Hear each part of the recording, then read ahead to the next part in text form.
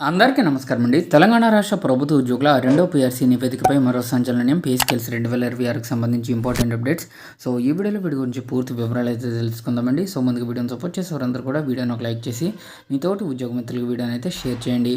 ఛానల్ని first టైంగా visit చేసినట్లయితే తప్పనిసరిగా సబ్స్క్రైబ్ అయితే చేసుకుని పక్కన ఉండే బెల్ సింబల్ని యాక్టివేట్ చేసుకోండి. తెలంగాణ ప్రభుత్వ ఉద్యోగులకి సంబంధించి పీఆర్సీ నివేదికలో జాప్యం వద్దు అని చెప్పేసి ఉద్యోగ సంఘాలు లేఖ రాయడం జరిగింది.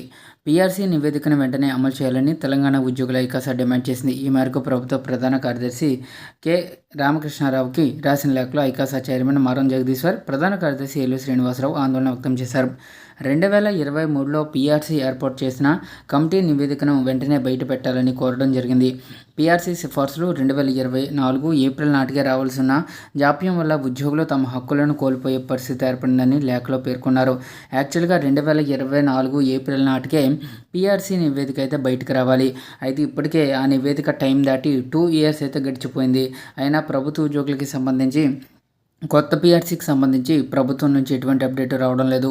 దీంతో ఉద్యోగులు వారి యొక్క జీతాలను వేలల్లో నష్టపోవాల్సిన పరిస్థితి అయితే ఉంది. త్వరగతిన ప్రభుత్వం పీఆర్సీ నివేదికను తెప్పించుకొని దానికి అనుగుణంగా పీఆర్సీ పే స్కేల్స్ను ప్రకటించాలని చెప్పేసి ప్రభుత్వ ఉద్యోగులు కోరుతున్నారు. 2023 జూలై 1 నుంచి కొత్త పీఆర్సీని ఇంప్లిమెంటేషన్ చేయాల్సిన అవసరం అయితే ఉంది. సో తెలంగాణ రాష్ట్రం ఏర్పడ్డాక వచ్చేటటువంటి రెండో పీఆర్సీ. సో ఇది ఉద్యోగులకి ఎటువంటి నష్టం లేకుండా ఉద్యోగులకు పే స్కేల్స్ ఇవ్వాలి అని చెప్పేసి కోరుతున్నారు. సో ఇదండి వాళ్ళ ఎంప్లాయీస్ చూసిన తాజా updates. For more updates subscribe to our channel. Thank you friends. Have a nice day.